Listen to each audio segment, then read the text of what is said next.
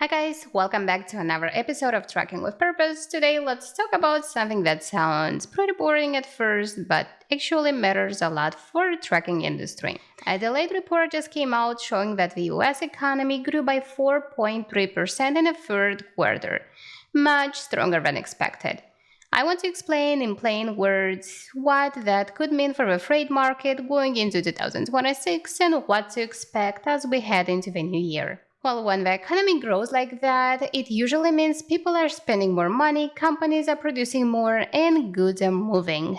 That doesn't mean rates jump overnight, but it does tell us that the economy is still active and freight always follow the economy, sometimes with a delay. So what actually drove the growth? Well, this growth came mainly from consumer spending money, government spending, and trade activity. For trucking, especially dry-van, that matters because consumer spending turns into retail freight, more loads, and distribution center volume going up. When shelves move, trucks move.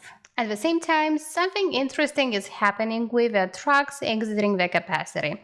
We are seeing trucks quietly exiting the market partly due to the CDL and compliance changes that affect non-immigrant drivers. Some drivers are no longer eligible to operate, and as you guys all heard, their CDLs are getting downgraded, canceled.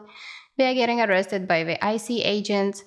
And some carriers are downsizing as well. We're shutting down because they can't staff trucks the way they used to. You don't build this overnight, but over time this matters because when capacity leaves the market, the balance slowly starts to change. So when you combine a stronger economy with capacity exiting the market, you can start to see why things may stabilize instead of continuing to fall. That doesn't mean a post-pandemic style boom, but it's still a strong sign that the market is beginning to rebalance. Instead of things getting worse, we could moving into a slower, more controlled environment where discipline starts to matter more than desperation. For 2026, most signs point to a slow improvement, not a fast recovery. Some lanes will improve before others, and some spot rates may spike at some times and then cool off.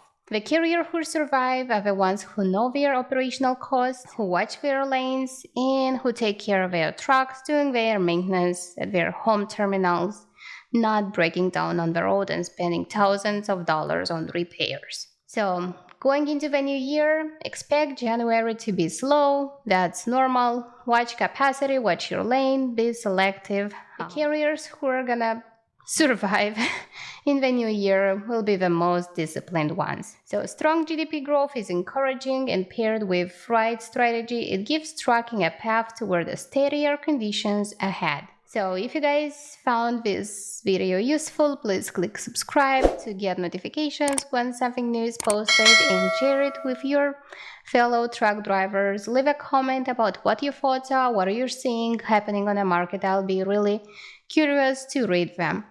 Okay, you guys have happy holidays, and we'll see you in the next one. Bye-bye.